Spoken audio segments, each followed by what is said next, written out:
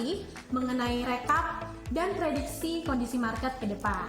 Tanpa berlama-lama lagi, kita langsung mulai aja ke produk pertama, yaitu Forex. Pasangan Euro-USD memangkas sebagian besar kenaikan pada hari Rabu dan diperdagangkan di angka 1.1280 menjelang penutupan market AS. Greenback memulihkan perhatian investor tentang varian Omicron. Maria van Kerkhove dari WHO memperingatkan bahwa sejauh ini mereka hanya memiliki informasi anekdotal tentangnya. Selanjutnya kita beralih ke pound sterling. Pound Inggris melemah di bawah 1.32 dolar pada awal Desember kemarin dan menyentuh level terendah sejak November 2020 lalu setelah pemerintah Perdana Menteri Boris Johnson mengumumkan pembatasan yang lebih ketat terhadap COVID-19 di Inggris. Sementara itu, investor telah mengurangi ekspektasi kenaikan suku bunga oleh Bank of England minggu depan. Kita beralih ke yen. Yen Jepang diperdagangkan di sekitar 113,5 per dolar US pada hari Kamis. Sementara itu, kebijakan moneter yang berbeda terus membebani mata uang Jepang. Karena sinyal hawkish dari Federal Reserve bertentangan dengan komitmen tegas dari Bank of Japan untuk mempertahankan kebijakan moneter. Deputi Gubernur BOJ Masayoshi Amamiya mengatakan bahwa Bank Sentral tidak perlu mengubah kebijakan ultralinernya. Kita beralih ke dolar Australia. Mempertahankan kenaikan di atas 0.7150 terhadap dolar AS pada hari Kamis kemarin. Setelah melompat ke posisi terendah 13 bulan dan rally yang lebih dari 2%. Lonjakan yuan di tengah data perdagangan yang kuat mengangkat sentimen di antara mata uang yang sensitif. Kita beralih ke produk metals. XAU-USD atau emas kembali berjuang untuk arah yang lebih jelas, bergerak ke 1.775 dolar selama sesi Asia pada hari Jumat kemarin. Logam ini turun paling dalam selama seminggu karena sentimen pasar memburuk, sementara kecemasan pradata tampaknya membatasi pergerakan terbaru dari logam ini. Kita beralih ke futures atau WTI stabil di sekitar 71 dolar per barrelnya pada hari Jumat kemarin setelah turun 2% di sesi sebelumnya. Karena pasar menilai kembali prospek permintaan di tengah ancaman varian Omicron. Data persediaan AS juga membebani karena data EIA menunjukkan persediaan minyak mentah turun dengan jumlah 240.000 barrel pada minggu sebelumnya.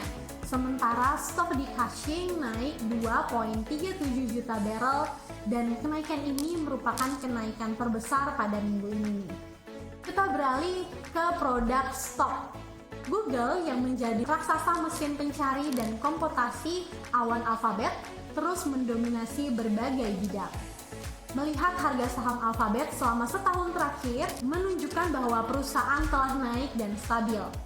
Awal Januari adalah salah satu dataran tinggi sampai pendakian terjadi di akhir Januari hingga awal Februari. Selanjutnya Amazon.